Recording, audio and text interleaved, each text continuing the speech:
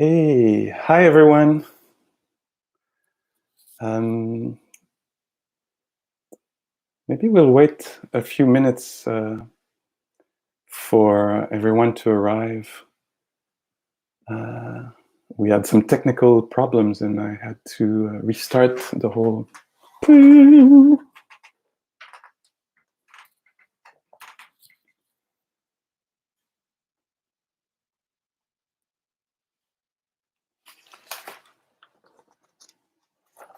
Okay, welcome. Hello. We're going to wait maybe a couple of minutes because we had some technical issues and I had to restart a new whatever this is called, streaming.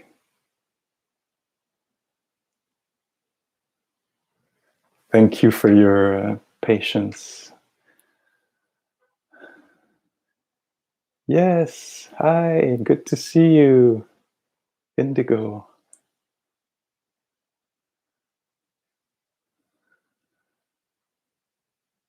Hey, Bibiana, Jeff. Good to see you. Behind the True North sign there in the chat, I think it's Muriel hiding. Hey, good to see you. Some of you, bonjour Nadège, Megan, Annie. We were hanging out together just a few days ago.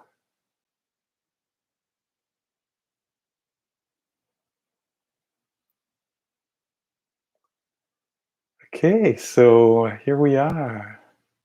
I'm so sorry if you experienced a little confusion and a little stress. That's the reality of technology. Huh? Sometimes it doesn't work exactly as we want, but we're here now. And we have about an hour to practice meditation together and look at the teachings coming from the Buddha and see what sense we can make of it in these day and age. And oh boy, do I got something for you today for when I'll share a little bit after the practice. We'll start by sitting maybe for 20-25 minutes together in meditation. And as many of you know, I see a lot of the regulars. If you're joining for the first time on this YouTube channel or this group or whatever, you're absolutely welcome. We're very open. We're happy to be of service or be able to create something that everybody can participate and benefit from.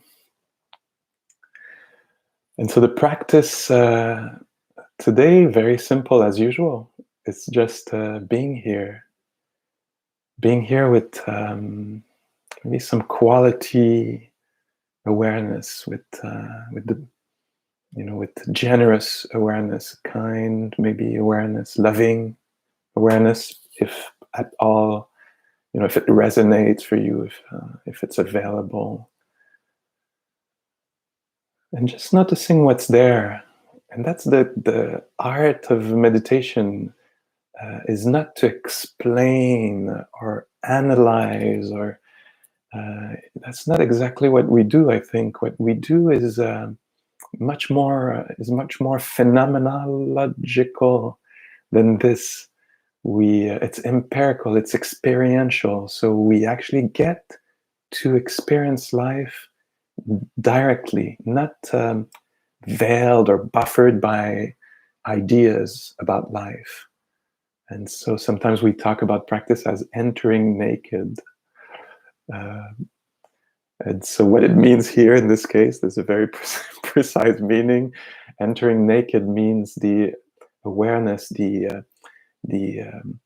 attention is very candid. It doesn't come with a lot of preconceived ideas of how it should be, how meditation should feel, or what should be experienced now, or what, it doesn't come in with its expectation, judgments, preconceived ideas. It's very humble and very candid.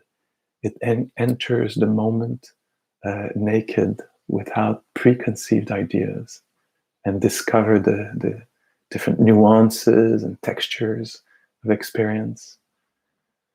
And so let's try this a little bit. And your eyes can be closed or open. It's as you want. And we like in meditation often, but it doesn't have to, but we like to choose some kind of stillness in the body to allow for maybe some space and stillness to come in the mind and the heart, to calm the entire system, nervous system, to calm, bring peace, maybe some peace, some quiet to the mental formations, the emoting, the producing of ideas, and all these things that can happen when we sit somewhere planning, figuring out stuff. We just drop this for a moment and just discover what's there. There's a body there.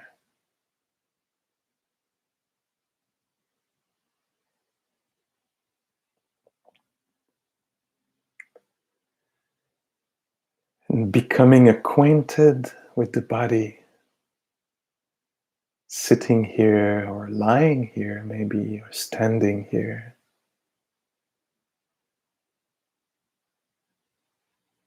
Body alive, sensitive.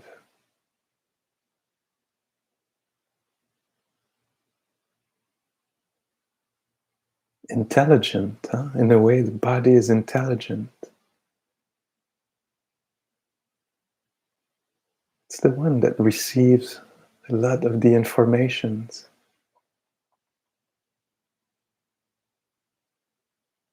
The body registers, knows about temperature.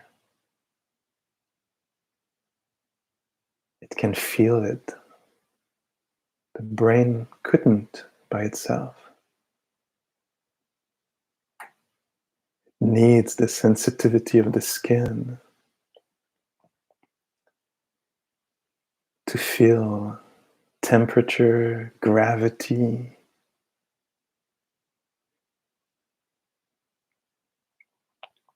It's the body that knows how to breathe. It does it by itself. And we can become aware of this. Breathing is happening and the heart is beating. And maybe digestion is ongoing, blood circulating, all kinds of things being regulated. It's happening now. We just allow it to happen. And let all these sensitive senses become awake.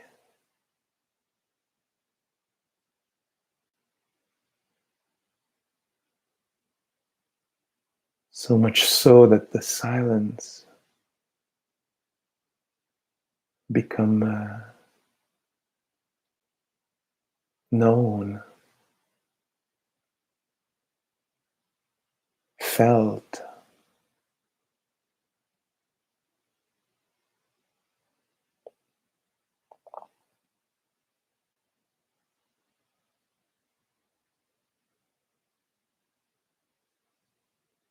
We just stay around with the breath, with the body sitting.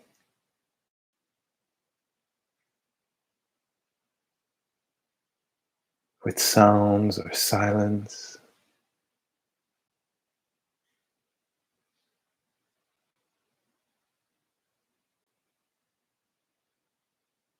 Allowing life to happen as it does.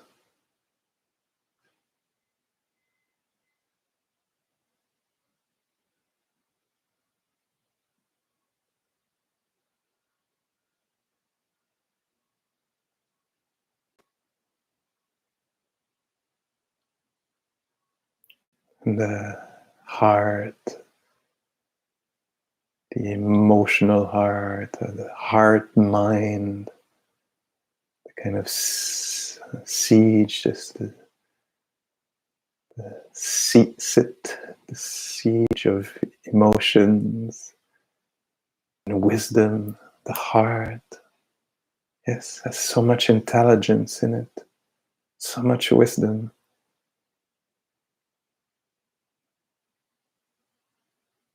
And tuning in like we do brings the conditions, the right conditions for the wisdom of the heart, mind to show.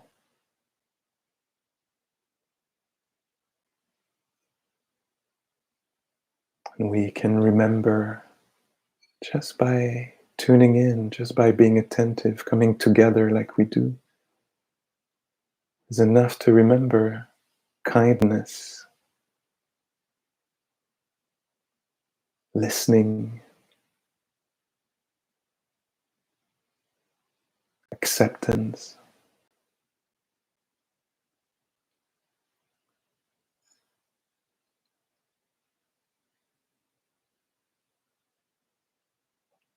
Or maybe remembering that there is space inside,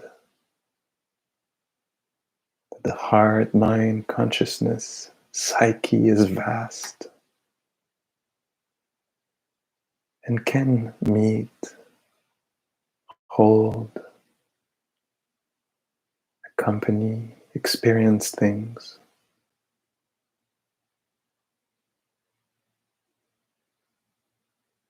Whatever is here can be experienced and met.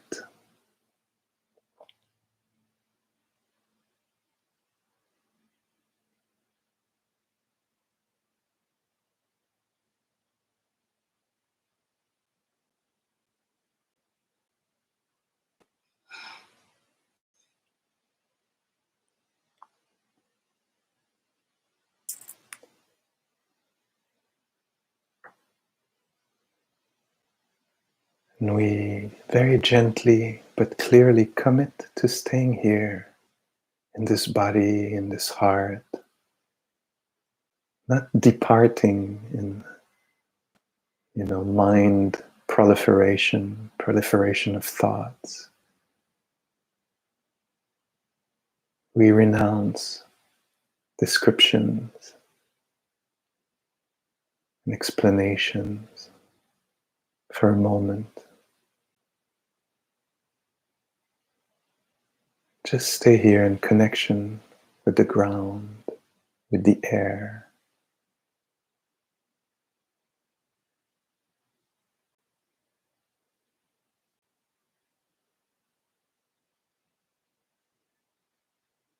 Silently receiving life, meeting life.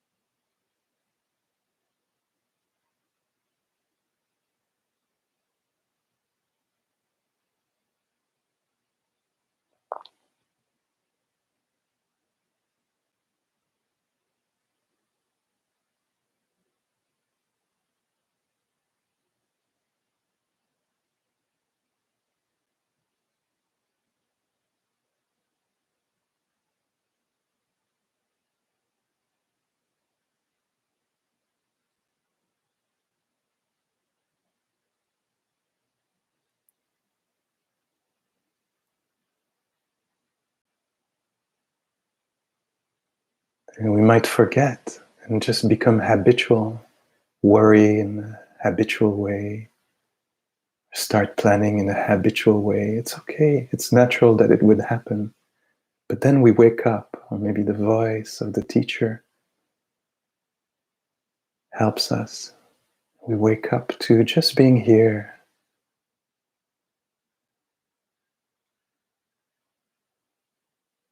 Sometimes being here is lovely, just being here.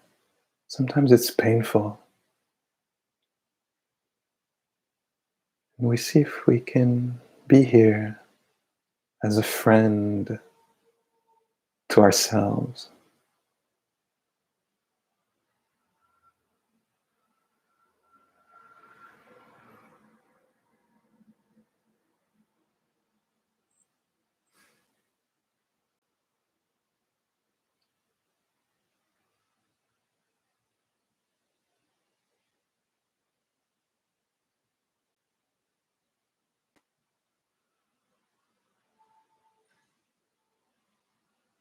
Allowing what is here to be here, not bypassing, not denying, not clinging either, just meeting, getting acquainted with the body and the inner weather.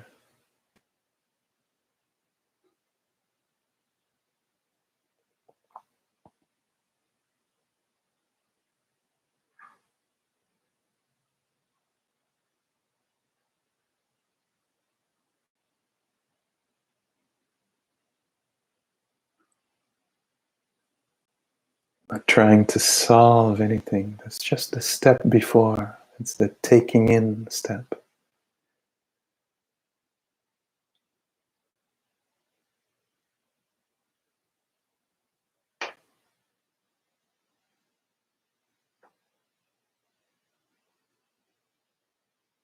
Becoming sensitive to what's happening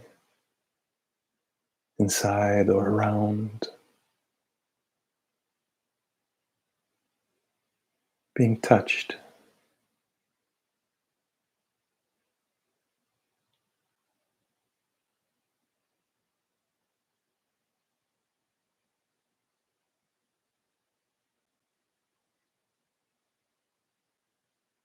It could be just by the breath or the silence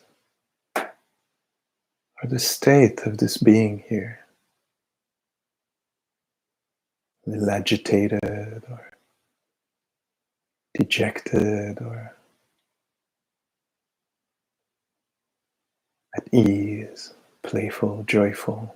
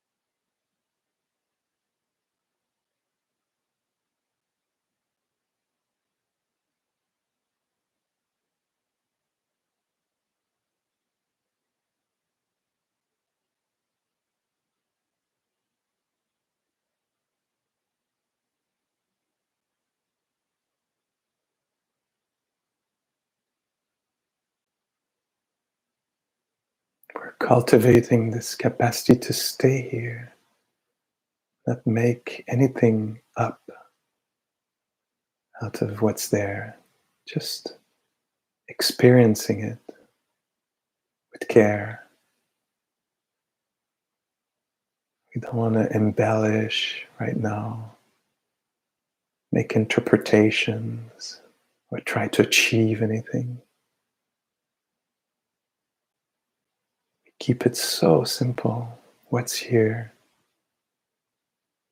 being known quietly or tenderly or joyfully.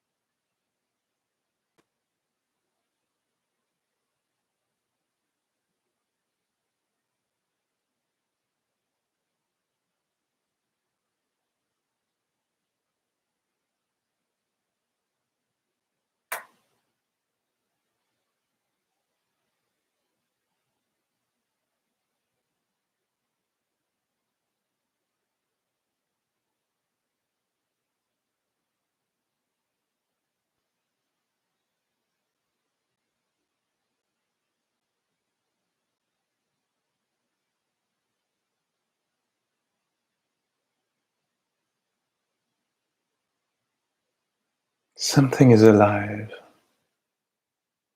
and we just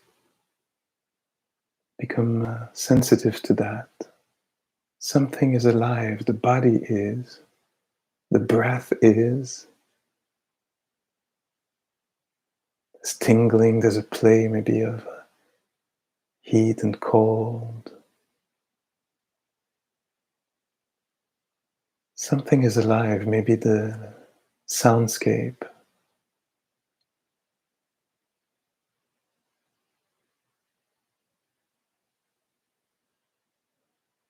Maybe it's the movements of the eyes, or the sensations in the face,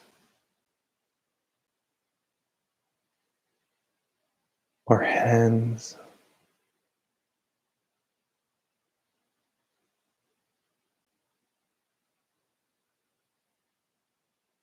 Maybe it's the life of moods and emotions that is alive.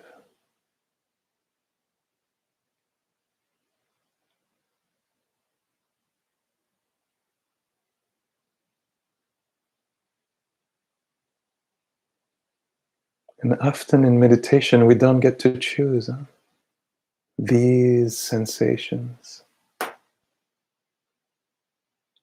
this state of heart, mind state.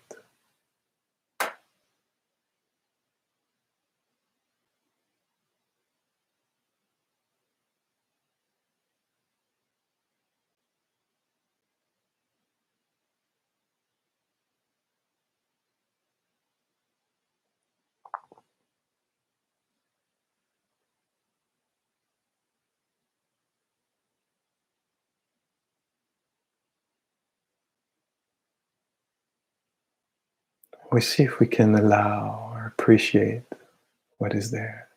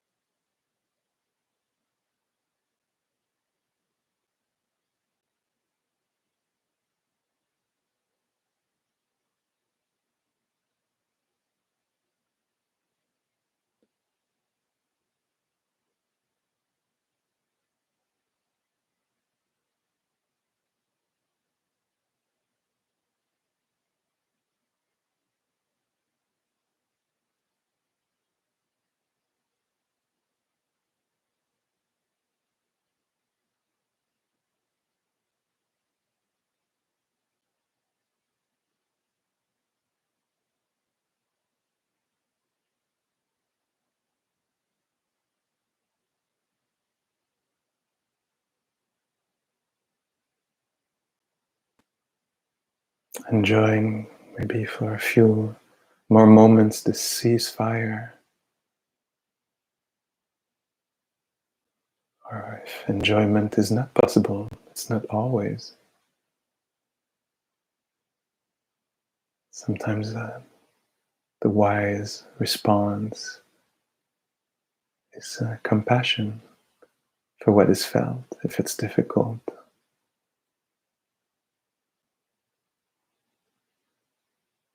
So a few more moments of appreciating or accompanying what's there.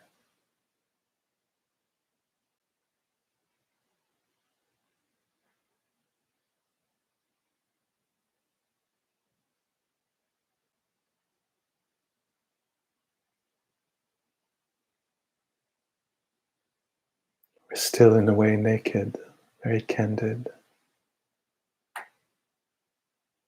not demanding, expecting, just meeting, discovering.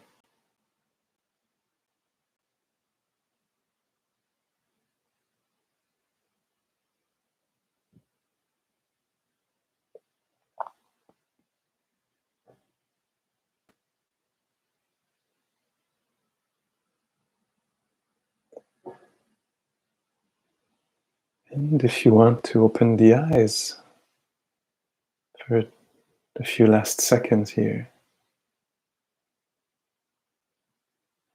I think it's a very good practice to spend a few moments in formal meditation with eyes open.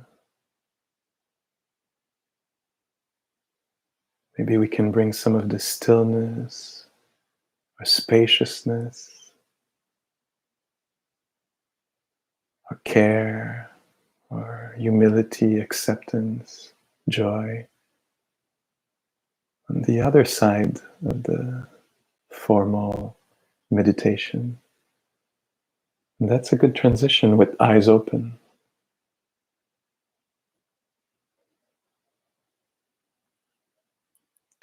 Can this be known? Although there are all these objects maybe around me, can the space outside and inside still be somewhat experienced, valued, honored?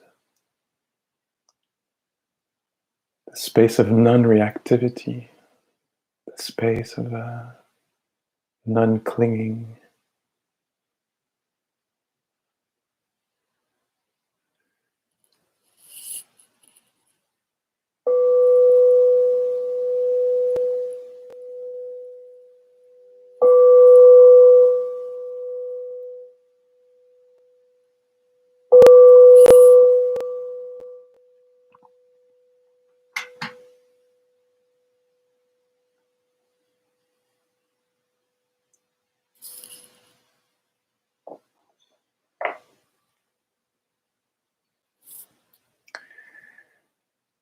Okay, thank you so much. It's good to notice still now, after the bell, how does it feel to be here? How does it feel to be here, either however it appears? It might appear that you're here in front of a screen, or that you're here with others. You know, there can be a play of perceptions. Maybe it's flickering, me and a computer, me and us together. And allowing that flickering nature of perception to happen if it does. Noticing how, yes, how things are flickering, changing. It seems like a week ago here it was snowing. I swear it must have been only 10 days ago. And now it's a heat wave. Meeting this with an even mind, or a welcoming mind, or a sensitive mind, allowing mind, or playful mind will be helpful. Tender mind, heart. Okay, I had in mind this. I wanted to tell you a story. It's not mine. It's a Buddhist story from the time of the Buddha. And actually, if I'm not mistaken, I think I bought this this book. It's an anthology of the Samyutta Nikaya, collection of discourses from the Buddha. I think I bought this maybe 15 years ago in the thrift store, not the thrift store, or a secondhand bookstore in Berkeley, California. And I ran into it a couple of weeks ago again, and I was reading it, and there was a story in it, and I thought, oh my God, I have to tell this story just to see how it's going to land, and to see like if the Buddha really told this story, like how is it going to change? How is it going to feel for me if I tell it, and to people who will receive it? And so buckle up. So this is the Buddha. Apparently there's a group of beings like we are now. I don't know if they were on Zoom or YouTube, or if they were meeting on some other platform, or just a wooden platform in the woods somewhere. But the Buddha tells this story like I would describe it as jam-packed with action. Really, like maybe you've never heard a story like this before. And full of meaning, of course. So, okay, let's get into it. So imagine that you would be in this situation where you would be given 4 snakes to take care of. So see already how you feel with this idea that you're given 4 snakes, and you're told that you have to take care of them, the 4 snakes. And by the way, the 4 snakes are poisonous, and their poison is, you if they bite you, you'll die from the poison. And you have to feed them, and there's all kinds of things you have to do, like take care of their, the space in where they live. You have to take care of them from now on, and they're poisonous snakes.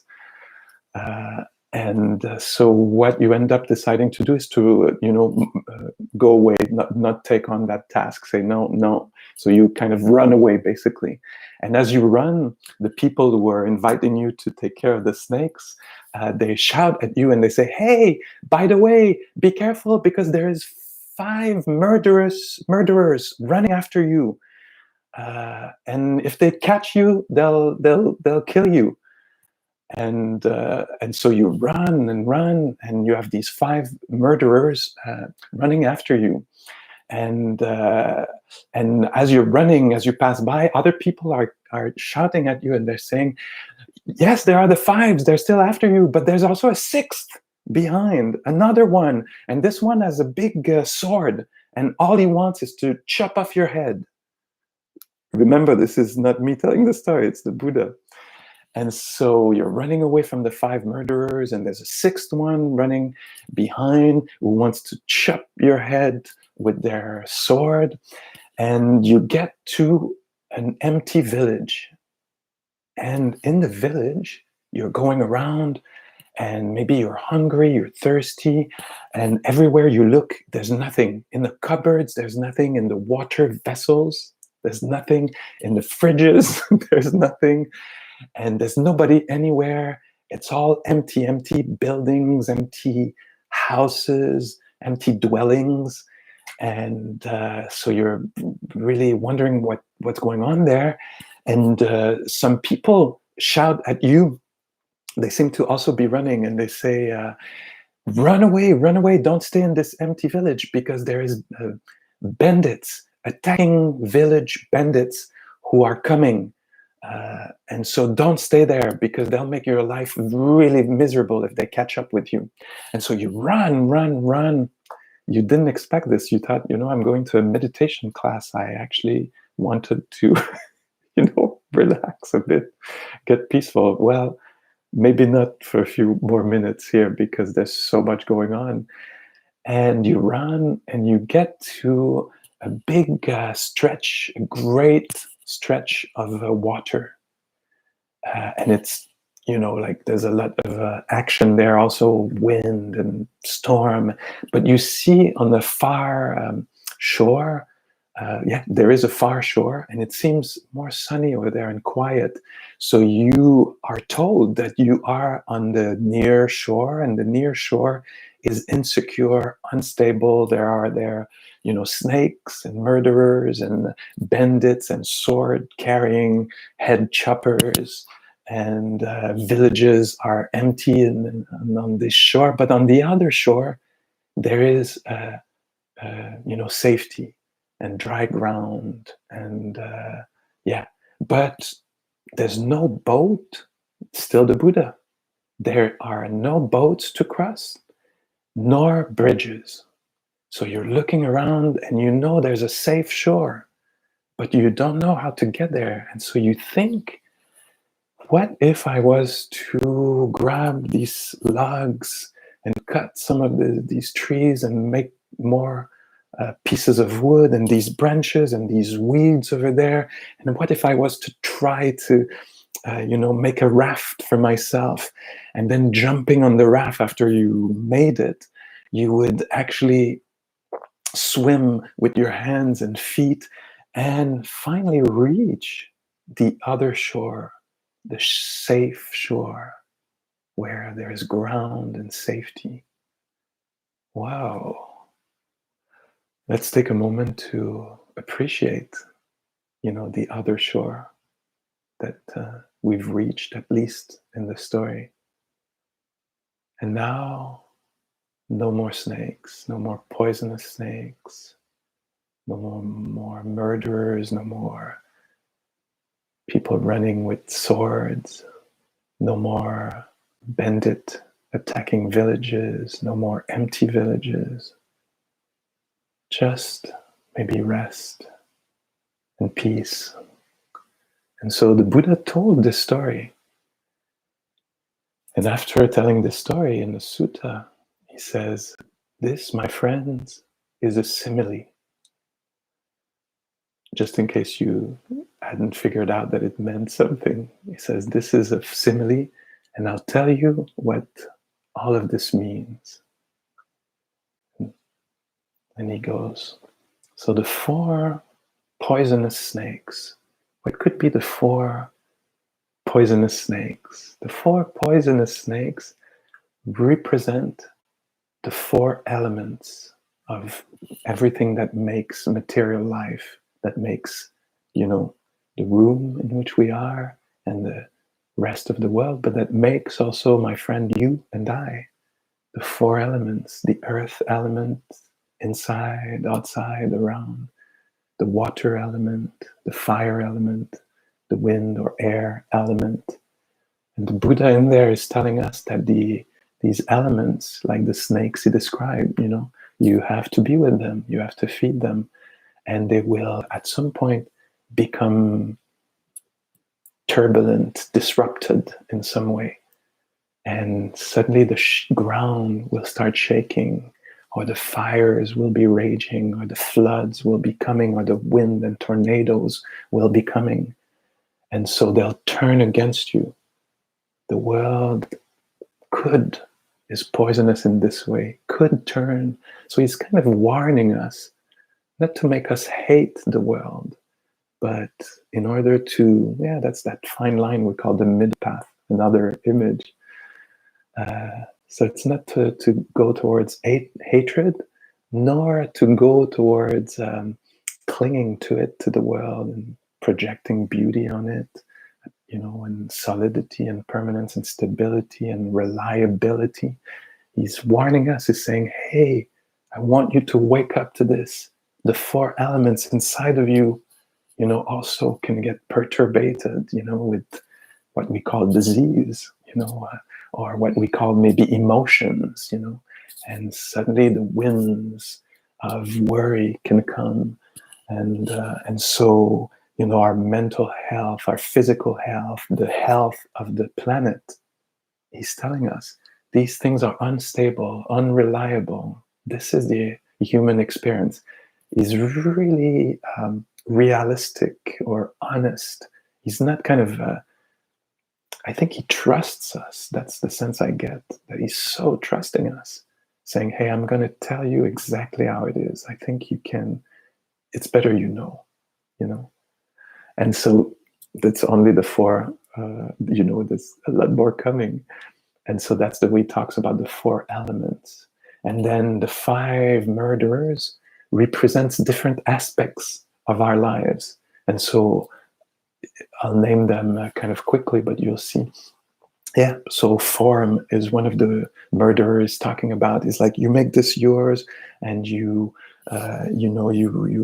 think this is reliable, but my love, it's not, So the physical form, the body, this is not reliable. And he says, same thing with the experiences of pleasure, with this tonality of pleasure and this pleasure that happens.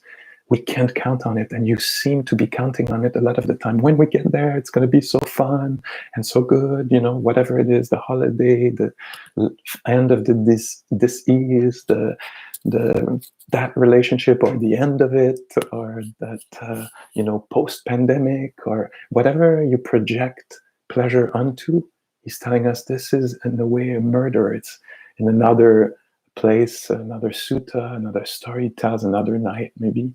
He says it's a little bit like employing hiring as a helper, somebody who's a murderer and wants to kill you. And so investing in things being pleasant in a way that we would project on them security and stability is a mistaken view, and it's going to be hurtful. And another of the murderers is warning us also. He's saying, hey, wake up, because what this person seems to be, maybe not. And he's talking about the perceptions, how things appear for us. He's saying this is going to turn against you. How, situations appear now might not appear in the same way later, the other. So be careful with your perceptions, because they're mirage-like. And so that's one of the murderers. And should I continue? Yes, I have to reveal what is the meaning of the similes. And then he's talking about our intentions. He's saying they can turn around and kill you. And he's talking in this way about karma. What you put out, is not free of the word in English I'm lacking here, but retribution, you could say. It's not just because you think it, that you say it, that there's not going to be a kind of rebound of your actions. And here he's talking about our actions of mind, the use of our thinking, how we can, with our thinking, train the mind, the brain, even physically, so that when we worry, worry is getting more developed inside ourselves. So our intentions for our movements of mind, movements of body, and movements of speech. So there's a lot in this teaching. Maybe that's why I was a little intrigued, like, could I actually use this? Because it's so rich. And the fifth murderer in the story, you're wondering, it's a consciousness. And he's kind of saying to us, hey, you identify with consciousness. You think you're inside, observing, being the witness.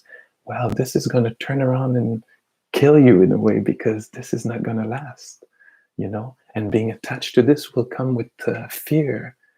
And so what you invest in, what you identify with consciousness, is not something that you should appropriate, take to be yours. It's an event, an element of mind, an aspect of the nature of mind.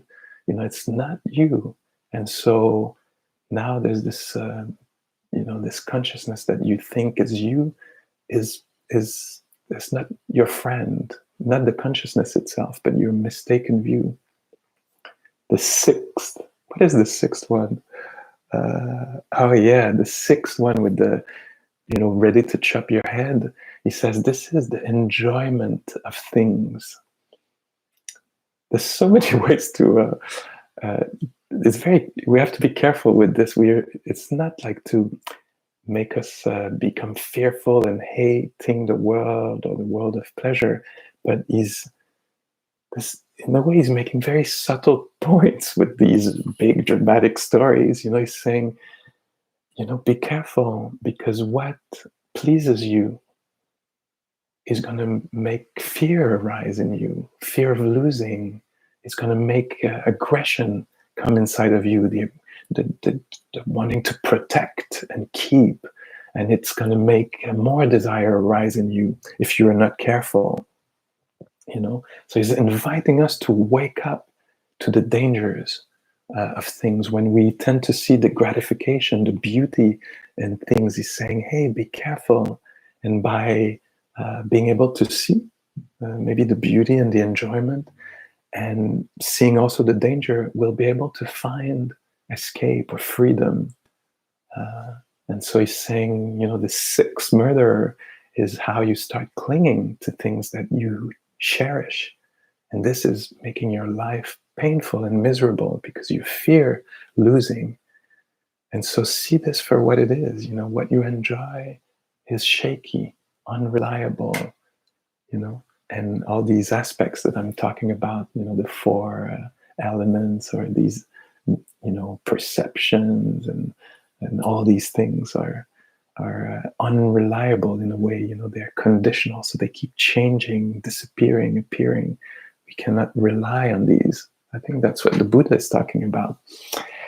And then where do we get empty village? And so the empty village in there is talking about the senses themselves. He's saying, hey, there's nothing to it. These are just empty vessels.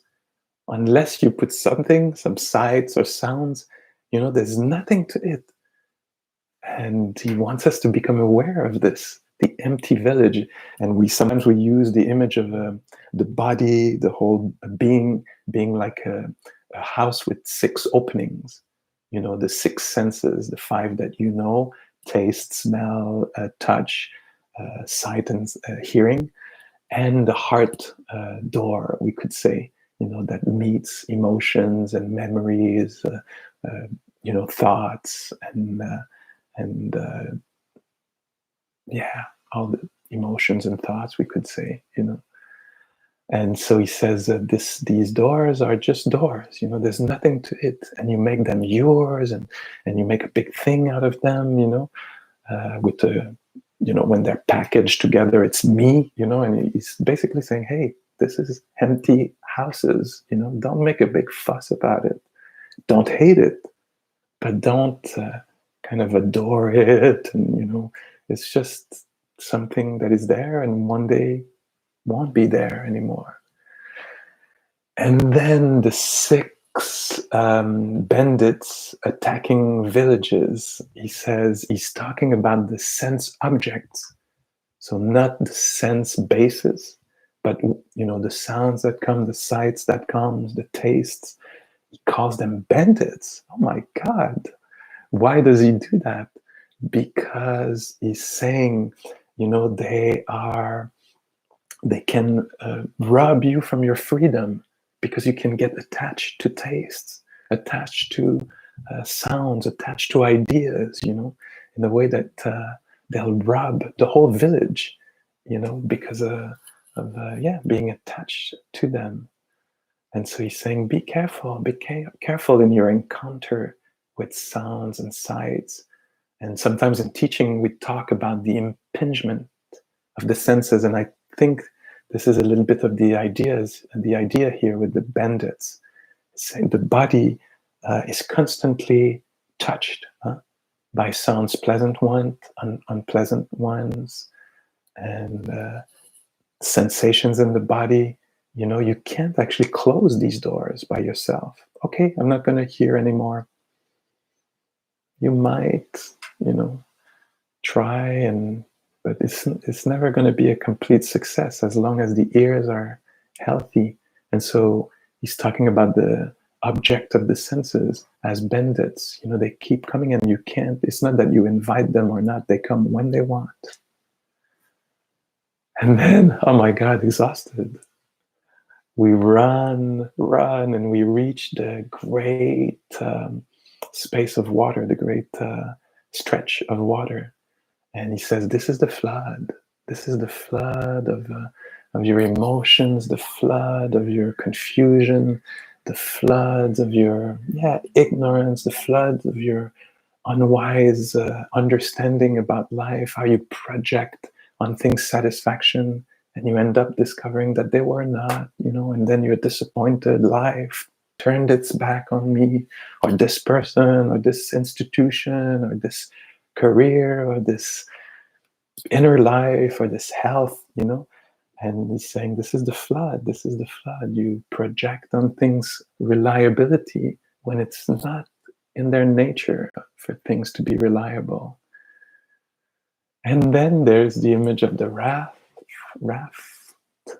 which is a very classic image to talk about the teachings and practices of meditation, of coming to terms with the world, of opening up to the real nature of things, and not being aggravated by it, not hating it, but becoming tender about it, about the human situation of living with snakes and murderers and bandits and all the rest. And so this is the raft. And he says in that text, or that evening, or that day where he told that story, he said, you know what I mean by the crossing with the hands and the feet? I mean, that's the simile for the effort needed. The effort there's really an effort needed to be on a spiritual path. You need to re-aim the attention all the time when you get caught, by the bandits and murderers and snakes. You need to always wake up again, tune in again, and realize, oh, I've been projecting on this satisfaction or durability, solidity, permanence, satisfaction, or I've been projecting on this, that this was mine, but it's not. Now it's gone. This, person, health, situation, identity. I was this, I was that, and now I'm not this. I really had put, solidity, permanence into that work, state, function. Wow. So he's saying it needs efforts to actually turn again, sit again, pay attention again, return to the teachings, and apply them in our life, in our speech, in our, in our worldly situation, in our relationships. Give time to our practice when we could. There's so many things, even in confinement, there's so many things happening on the internet, and saying, no, actually, I'm going to do this hard work of being with this here and learning how to cultivate peace, renunciation, acceptance. And the last image is the the far shore.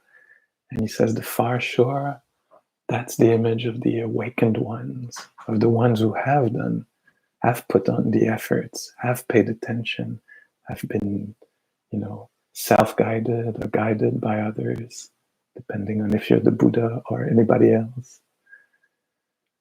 And the state, the experience of being on the other shore. It's good that the story ends with another shore, and that can be experienced in this life here. And it describes this, the peace of beings that know that things inner and outer are unreliable. The deep peace that can know, that can accept, know and accept that life was not meant to unfold as I wanted, and people are not meant to do what I want them to do. And even if it would be fair, or it would make sense for them also, or whatever, that there's this uncontrollability, unreliability, flickering nature of everything, inner and outer. And the coming to terms with this, the deep recognition of this, and the surprising, remarkable stability that can come from that. From recognizing that the senses, are being touched all the time by things, and,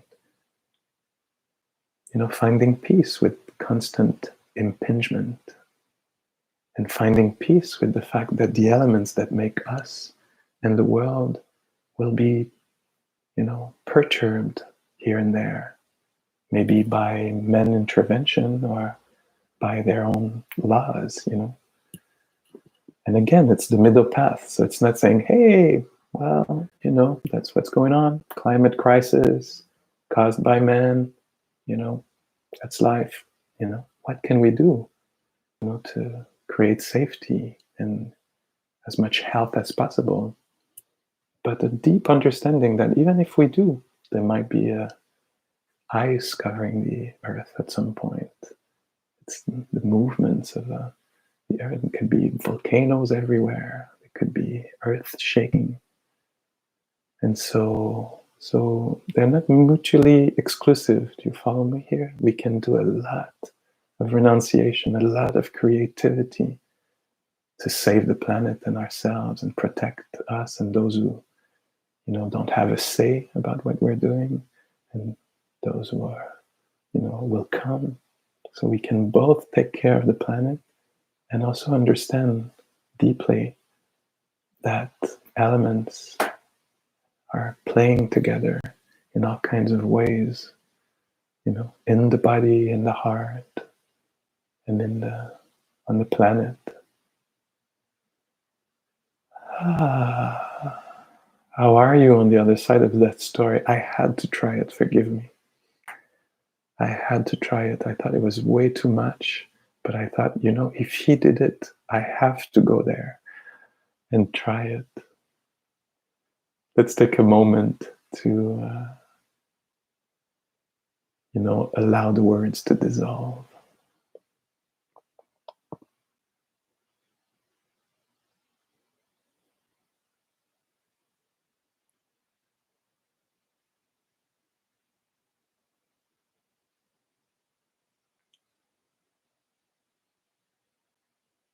See what are the echoes? What is still reverberating, making sense in a way? And you could name it for yourself inside.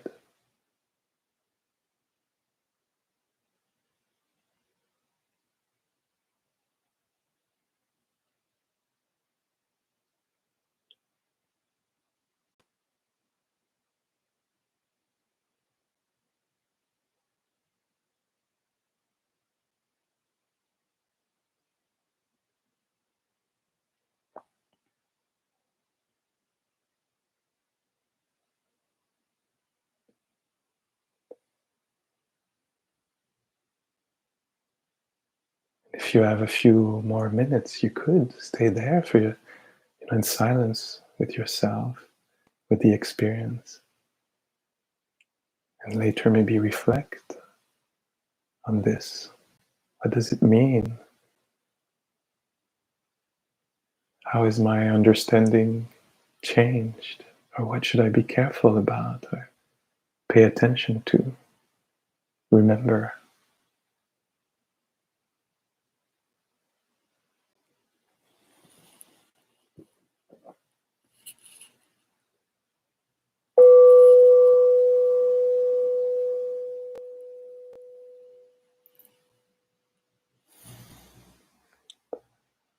Okay, good friends. Sometimes we have to, go through just stressful times, for a few minutes being attacked by bandits and murderers and snakes and floods. It's part of the spiritual path to experience some stress, to gain wisdom. And so maybe this is what happened here. So these, all these classes on YouTube with True North Insight, they keep going. My Tuesday classes next week will be in French, and also it'll go until June 30th. And then after there will be a break for sure for the summer, it'll stop. And beyond that, who knows? Huh? We don't know. It's uncertain. But until June 30th. And